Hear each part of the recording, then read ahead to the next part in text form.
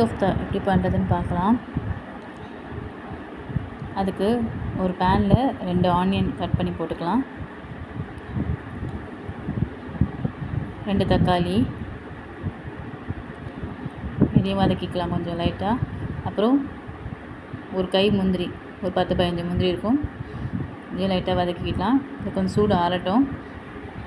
அப்புறம் ஒரு பவுலில் 1 கப் கிரேட்டட் பன்னீர், அப்புறம் ஒரு 4 உருளைக்கிழங்கு வேக வச்சு நல்லா மசிச்சு வச்சுருக்கேன், 1 ஸ்பூன் மிளகாப்பொடி, 1/2 ஸ்பூன் மஞ்சள்தூள், 1 ஸ்பூன் கரம் மசாலா, தேவையான அளவு உப்பு, 2 டேபிள் ஸ்பூன் கார்ன்ஃப்ளவர் மாவு.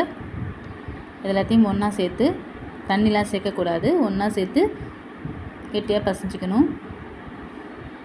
பசைஞ்சு எல்லாத்தையும் பால்ஸ் மாதிரி நமக்கு என்ன சைஸ் வேணுமோ அந்த சைஸ்க்கு பால்ஸாக உருட்டி வச்சுக்கணும். எல்லாத்தையும் உருட்டி வச்சாச்சு. இதை வந்து மீடியம் ஃப்ளேமில் பொரித்து எடுத்துக்கணும். சப்போஸ் நீங்கள் எண்ணெயில் போட்டோன்னா கொஞ்சம் பால்ஸ் விரிஞ்சு போகிற மாதிரி இருந்துச்சுன்னா இன்னும் ஒரு டேபிள் ஸ்பூன் கார்ன்ஃப்ளவர் மாவு சேர்த்துக்கோங்க. இதெல்லாம் பொரிச்சாச்சு. இப்போ வதக்கி வச்சுருந்த தக்காளி வெங்காயத்தை மிக்ஸி ஜாரில் சேர்த்துக்கலாம். ஒரு ஃபைன் பேஸ்ட்டாக அரைச்சிக்கணும். இப்போ அதே பேனில் ஒரு டேபிள் ஸ்பூன் எண்ணெய் சேர்த்துட்டு இந்த அரைச்ச விழுதை இதில் சேர்த்துக்கலாம். இப்போ இதோடு சேர்த்து 1/2 டேபிள் ஸ்பூன் மஞ்சள்தூள், 2 டீஸ்பூன் மிளகாத்தூள், 1 teaspoon Kashmir chilli, 1 teaspoon garam masala, தேவையான அளவு தண்ணி, தேவையான அளவு உப்பு சேர்த்து கொதிக்கட்டும். இப்போ வந்து ஃப்ரெஷ் க்ரீமுக்கு பதிலாக நான் வந்து ஒரு மிக்ஸி ஜாரில் வந்து ஒரு 10 முந்திரியும் பாலும் சேர்த்து நல்லா ஃபைன் பேஸ்ட்டாக அரைச்சி வச்சுருக்கேன்.